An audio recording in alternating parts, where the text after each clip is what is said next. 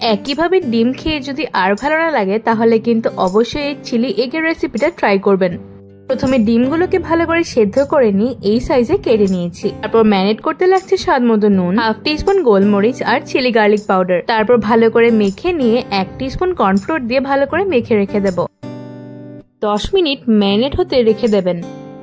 এবার 1 tablespoon refined oil গরম করে নিচ্ছি। তেল গরম হয়ে এসেছে, দিয়ে দিচ্ছি 1 teaspoon ginger garlic paste. Medium ফ্লেমে 1-2 মিনিট সটে ফ্রাই করে নেব। সুন্দর একটা স্মেল চলে এসেছে। এবার ডিমগুলোকে দিয়ে ভালো করে মিডিয়াম ফ্লেমে ভেজে নিতে হবে।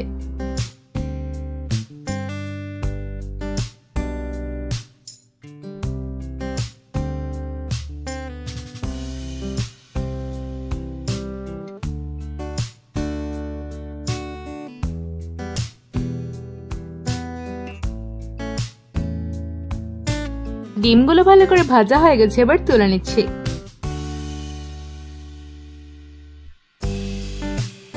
এবার ওই তেল আরো হাফ টেবিলস্পুন রিফাইন্ড অয়েল গরম করে নিচ্ছি। তেল গরম হয়ে এসেছে, এবার 6-7 রসুন কুচি দিয়ে গোল্ডেন ফ্রাই করে নেব মিডিয়াম ফ্লেমে।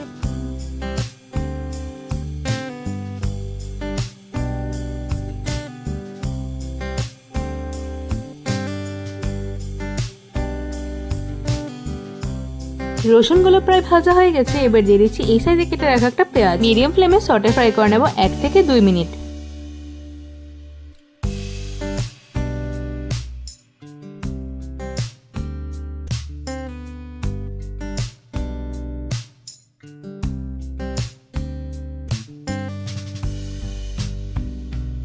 ভালো করে সটে ফ্রাই করে নিলাম। এবার দিয়ে দিচ্ছি এই সাইজে কেটে রাখা 2টো ক্যাপসিকাম। মিডিয়াম ফ্লেমে 2 থেকে 3 মিনিট সটে ফ্রাই করে নেব।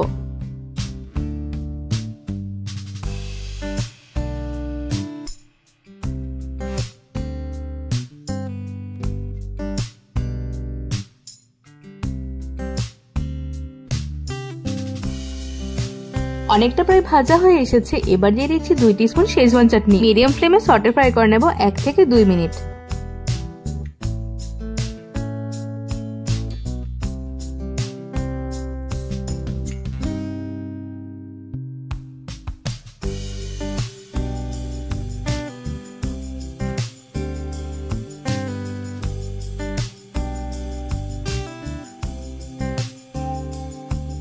এবার দিচ্ছি 3 টিস্পুন সয়া সস। হালকা একটু সটে ফ্রাই করে নেব।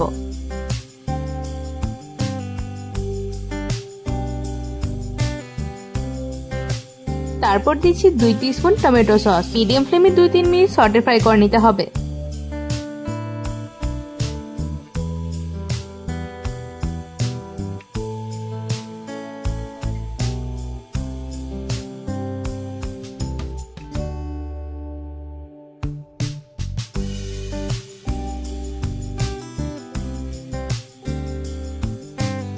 এবার 1 কাপ জল আর 1 টিস্পুন কর্নফ্লোর মিক্স করে দিয়ে দিচ্ছি। হাই ফ্লেমে 2 থেকে 3 মিনিট ফুটিয়ে নিতে হবে।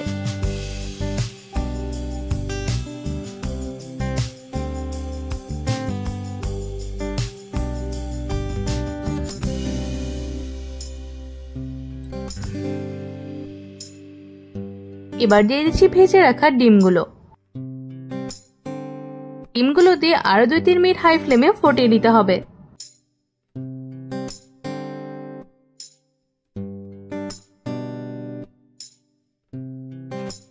এবার লো ফ্লেমে রেখে দেবো যতক্ষণ না তেল ছেড়ে আসে।